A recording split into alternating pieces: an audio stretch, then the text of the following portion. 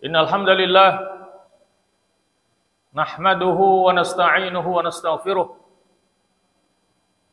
wa na'udzu billahi min shururi anfusina wa sayyiati a'malina.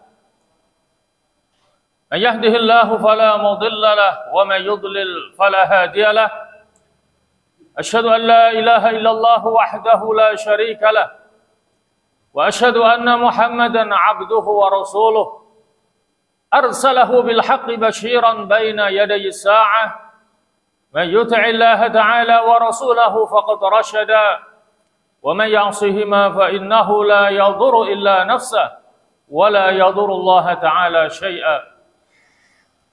Allahumma salli wa sallim wa barik ala Muhammad wa ala ali Muhammad. Amma ba'd, fa ya ibadallah ittaqullaha haqqa tuqatih wa la tamutunna illa wa antum muslimun. Ma'asyiral muslimin, jamaah salat Jumat rahimakumullah. Marilah kita senantiasa meningkatkan kualitas keimanan dan ketakwaan kita kepada Allah dengan melaksanakan perintah-perintahnya, meninggalkan larang-larangnya guna menggapai kebahagiaan hidup dunia sampai akhirat nanti. Ma'asyiral muslimin rahimakumullah, insyirahul sadr atau kelapangan dada adalah sesuatu yang didambakan oleh setiap manusia. Ketika seseorang memiliki hati yang lapang, maka diharapkan dia mampu menghadapi dan menyelesaikan masalah yang dihadapinya.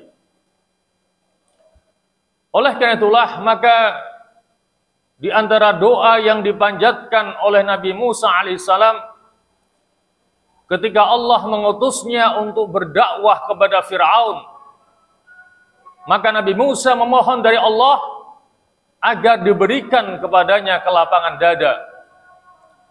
Di mana doa Nabi Musa ini Allah abadikan dalam surah Thaha ayat 25 dan 26 yang berbunyi, Rabbi shrahli sadri wa yassirli amri.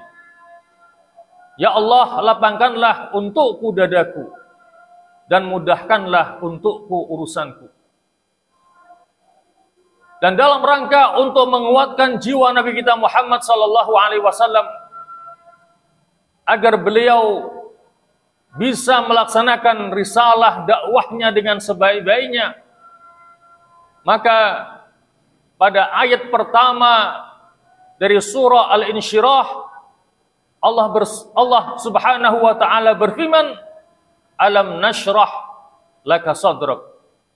Bukankah kami telah melapangkan dadamu, wahai Muhammad?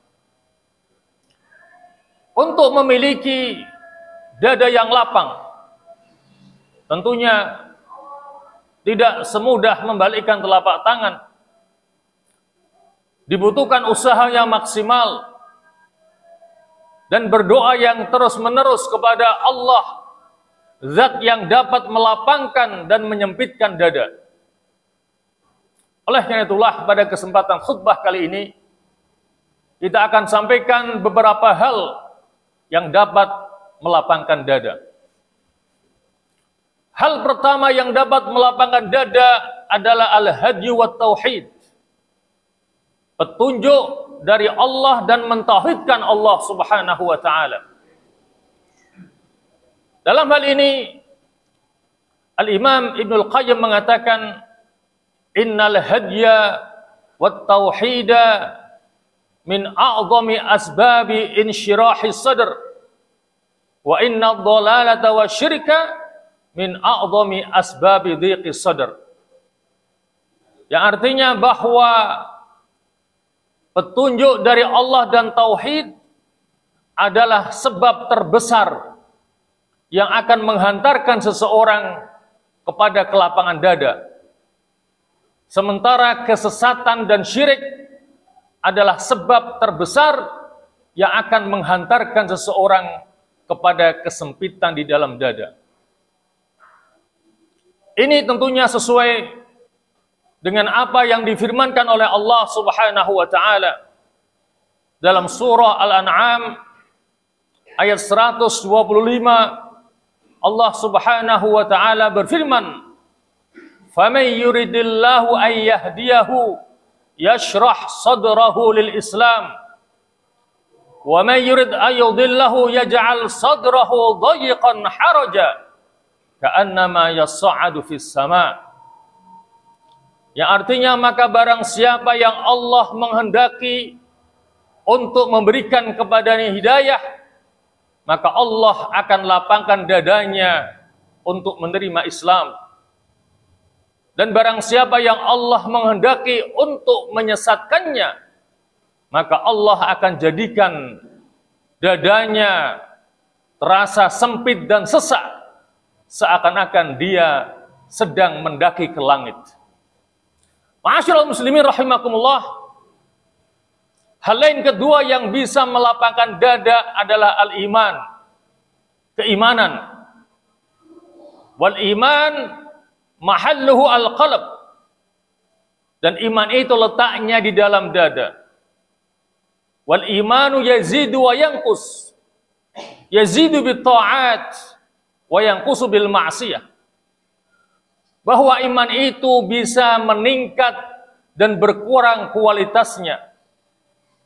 Iman akan meningkat kualitasnya dengan ketaatan kepada Allah, dan akan berkurang kualitasnya dengan melakukan kemaksiatan-kemaksiatan kepada Allah Subhanahu wa taala. Oleh karena itulah, ketika seseorang banyak melakukan amal soleh, banyak melakukan kebajikan-kebajikan, maka akan meningkat kualitas keimanannya, yang otomatis akan mengakibatkan dadanya terasa lapang. Sedangkan seseorang yang senantiasa melakukan kemaksiatan-kemaksiatan dan perbuatan dosa, maka akan mengurangi kualitas keimanannya, sehingga mengakibatkan dadanya terasa sempit. Karena definisi daripada dosa adalah mahaka fi nafsika wa karihta an yattali alaihi ghairuk. Dosa adalah sesuatu yang mengganjal di dalam dada, dan engkau tidak senang orang untuk melihatnya. Sesuatu yang mengganjal di dalam dada adalah sesuatu yang tidak membahagiakan dalam hidup ini. Sehingga orang yang banyak berbuat dosa, maka dia tidak akan bahagia hidupnya. Ma'asyiral muslimin rahimakumullah, hal lain ketiga yang bisa melapangkan dada adalah al-ilmu. Dan yang dimaksudkan dengan ilmu di sini adalah ilmu syariat. Ilmu yang bersumbernya dari Alkitab dan As-Sunnah, yang Rasulullah sallallahu alaihi wasallam mewajibkan kita untuk mempelajarinya melalui sabdanya, talabul ilmi faridatun ala kulli muslimin.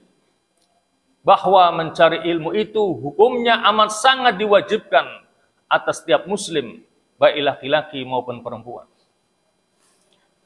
Ketika seseorang giat dalam menuntut ilmu syar'i, maka akan meningkat pemahaman agamanya, dan dia akan jadikan pemahaman agamanya itu sebagai dasar dia beribadah kepada Allah Subhanahu wa taala. Maka ketika ibadahnya didasari dengan ilmu, maka besar kemungkinan akan diterima oleh Allah Subhanahu wa taala. Dan dengan harapan yang seperti itu, maka dadanya akan terasa lapang. Sementara orang yang malas dalam menuntut ilmu syar'i, maka pengetahuan agamanya tidak meningkat, sehingga bisa jadi amal ibadahnya tidak didasari dengan ilmu, yang bisa berakibat ibadahnya tidak akan diterima oleh Allah Subhanahu wa taala. Ketika dia merasa khawatir ibadahnya tidak akan diterima oleh Allah karena tidak didasari dengan ilmu, maka akan menjadikan dadanya terasa sempit. Ma'asyiral muslimin rahimakumullah, adapun hal lain keempat yang bisa melapangkan dada adalah al-inabah ilallah, kembali kepada Allah Subhanahu wa taala. dengan bertobat kepadanya, bertawakal kepadanya, serta bernikmat-nikmat dalam beribadah kepada Allah Subhanahu wa taala, seperti menegakkan salat dengan sebenar-benarnya.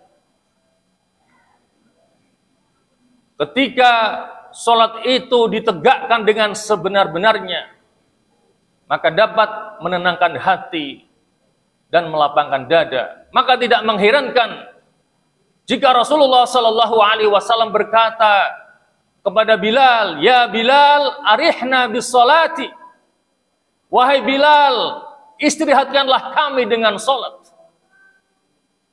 Dan dalam hadis yang lainnya Rasulullah bersabda, "Hubbiba ilayya min dunyakum an-nisa wa thib, wa ju'ilat qurratu 'aini fis shalah." Dijadikan kecintaanku dari dunia kalian adalah kaum wanita, yaitu para istri, wa thib, dan minyak wangi. Dan dijadikan salat sebagai penyejuk hatiku. Ini menunjukkan bahwa ketika salat juga ibadah-ibadah yang lainnya dilaksanakan dengan sebaik-baiknya, maka akan menenangkan hati dan melapangkan dada. Ma'asyiral muslimin rahimakumullah, hal lain kelima yang bisa melapangkan dada adalah zikrullah. Secara etimologi ataupun bahasa, zikrullah artinya ingat kepada Allah. Adapun secara terminologi ataupun istilah, zikrullah adalah segala sesuatu yang bisa menjadikan seseorang itu ingat kepada Allah, menjadikan seseorang itu memahami akan tugas dan tanggung jawabnya dalam hidup di dunia ini, dan memahami apa-apa yang perlu diperbaiki dari dirinya. Artinya, zikrullah secara istilah memiliki 3 unsur. Yang pertama, segala sesuatu, baik itu ucapan, perbuatan, ataupun kontemplasi atau perenungan yang bisa menjadikan seseorang itu ingat kepada Allah Subhanahu wa taala. Unsur yang kedua adalah menjadikan orang itu sadar akan kewajibannya dalam hidup ini, yaitu hanya menyembah dan beribadah kepada Allah Subhanahu wa taala. Karena itulah yang Allah wajibkan atas kita, sebagaimana yang Allah tegaskan dalam surah Az-Zariyat ayat 56, "Wa ma khalaqtul jinna wal insa illa liya'budun." Tidaklah aku ciptakan jin dan manusia kecuali hanya untuk beribadah kepadaku. Dan yang ketiga, memahami apa-apa yang perlu diperbaiki dari dirinya. Karena sehebat dan sekuat apapun manusia, maka dia lemah di hadapan Allah Subhanahu wa taala. Allah menyatakan wa khuliqal insanu dha'ifa, dan manusia itu diciptakan dalam keadaan lemah. Maka dengan zikrullah, maka dia akan tersadar kekurangan-kekurangan yang ada pada dirinya, sehingga dia berusaha untuk menyempurnakannya. Dengan zikrullah, hati akan menjadi tenang dan dada pun akan terasa lapang. Itulah yang difirmankan oleh Allah Subhanahu wa taala dalam surah Ar-Ra'd ayat 28, "Alladzina amanu wa tatma'innu qulubuhum bidzikrillah, ala bidzikrillahi tatma'innul qulub." Orang-orang beriman yang hati mereka tenang dengan ingat kepada Allah, ingatlah bahwa hanya dengan ingat kepada Allah maka hati akan menjadi tenang. Ma'asyiral muslimin rahimakumullah, hal lain keenam yang bisa mendatangkan kelapangan dada adalah al-ihsan ilal khair. Senantiasa berusaha untuk berbuat baik kepada orang lain. Berbuat baik kepada orang lain adalah sesuatu yang diperintahkan oleh Allah Subhanahu wa taala. Di antaranya Allah berfirman dalam surah Al-Baqarah ayat 195, "Wa ahsin" atau "Wa ahsinu innallaha yuhibbul muhsinin." dan berbuat baiklah kalian. Sesungguhnya Allah cinta kepada orang-orang yang berbuat baik. Dalam surah Al-Qasas ayat 77 Allah berfirman, wa ahsin kama ahsanallahu ilaika wa la tabghil fasada fil ard innallaha la yuhibbul mufsidin.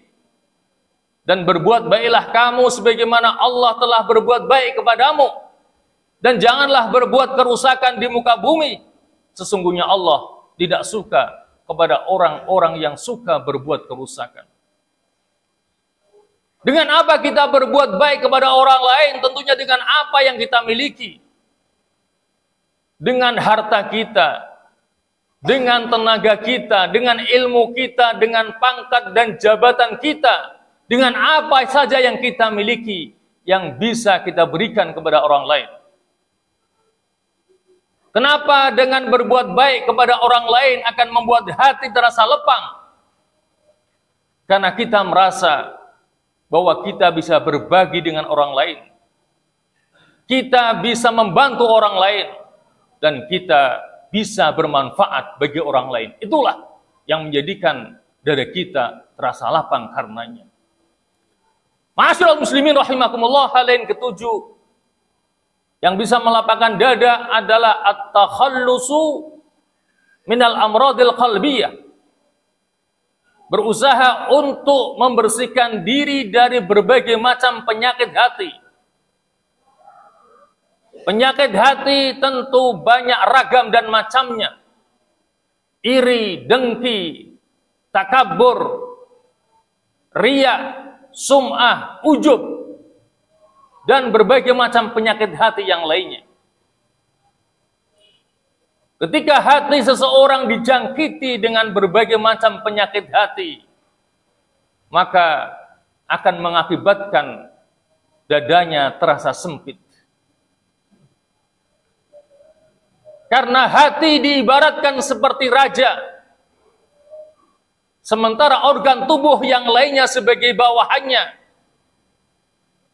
Ketika rajanya baik, maka bawahannya juga akan baik. Tetapi ketika rajanya yaitu hatinya rusak, maka bawahannya organ tubuh yang lainnya juga akan menjadi rusak. Termasuk di dalamnya adalah dada, akan terasa sempit karenanya. Ma'asyiral muslimin rahimakumullah, hal lain terakhir yang kedelapan yang bisa melapangkan dada adalah hifdzul jawarih minal muharramat.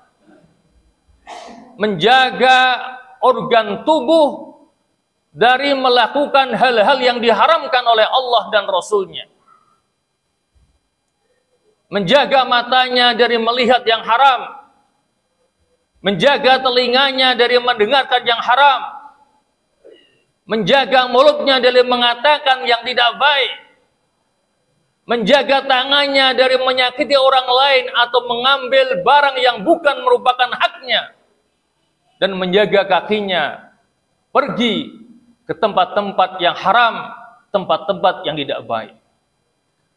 Ma'asyiral muslimin rahimakumullah, itulah 8 hal yang apabila kita lakukan, maka insya Allah akan bisa melapangkan dada, dan ketika dada kita terasa lapang, maka itulah sumber kebahagiaan dalam hidup ini. Akhirnya kita mohon kepada Allah, semoga Allah memberikan kepada kita kemampuan untuk memahaminya dan kekuatan untuk bisa mengamalkannya dengan sebaik-baiknya. Amin amin ya mujibas sa'ilin. Aqulu qali hadza wa astaghfirullahal azim li wa lakum wa li sairil muslimin wal muslimat wal mu'minin wal mu'minat fastaghfiruh innahu huwal ghafurur rahim.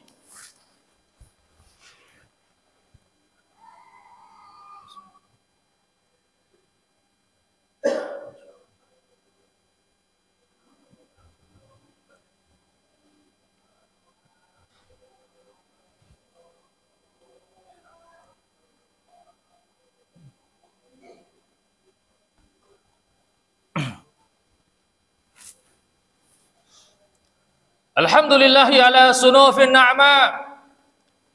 Ahmadullah subhanahu wa ta'ala wa ashkuruhu ala jazilil ata. وأشهد أن لا إله إلا الله وحده لا شريك له شهادة أدخرها ليوم اللقاء، وأشهد أن محمدا عبده ورسوله أصفى الأصفياء وعلى آله وصحبه الكرماء. أما بعد، فيا عباد الله اتقوا الله الملك الديان تدخلوا برحمته فسيح الجنان. ثم اعلموا أن الله تبارك وتعالى صلى على نبيه قديما وأمركم بذلك إرشادا لنا وتعليما، فقال تعالى: ولم يزل قائلا عليما إن الله وملائكته يصلون على النبي يا أيها الذين آمنوا صلوا عليه وسلموا تسليما. اللهم صل على محمد وعلى آل محمد كما صليت على إبراهيم وعلى آل إبراهيم، وبارك على محمد وعلى آل محمد كما باركت على إبراهيم وعلى آل إبراهيم في العالمين إنك حميد مجيد. اللهم اغفر للمسلمين والمسلمات والمؤمنين والمؤمنات الأحياء منهم والأموات إنك سميع قريب مجيب الدعوات يا رب العالمين. اللهم أصلح من في صلاحه صلاح الإسلام والمسلمين، وأهلك من في هلاكه صلاح الإسلام والمسلمين. اللهم اجعل بلدتنا هذه وسائر بلاد المسلمين بلدة آمنة مطمئنة محمية رخية عز الإسلام والمسلمون فيها وعلت كلمتك فيها برحمتك يا أرحم الراحمين. اللهم انصر الإسلام والمسلمين وأعز الإسلام والمسلمين وأعلي كلمتك إلى يوم الدين. ربنا آتنا في الدنيا حسنة وفي الآخرة حسنة وقنا عذاب النار وادخلنا الجنة مع الأبرار يا عزيز يا غفار يا رب العالمين. اللهم هذا الدعاء ومنك الإجابة يا سميع الدعاء يا ذا المن والعطاء. وصلى الله على محمد وآله وصحبه وسلم والحمد لله رب العالمين. وأقم الصلاة.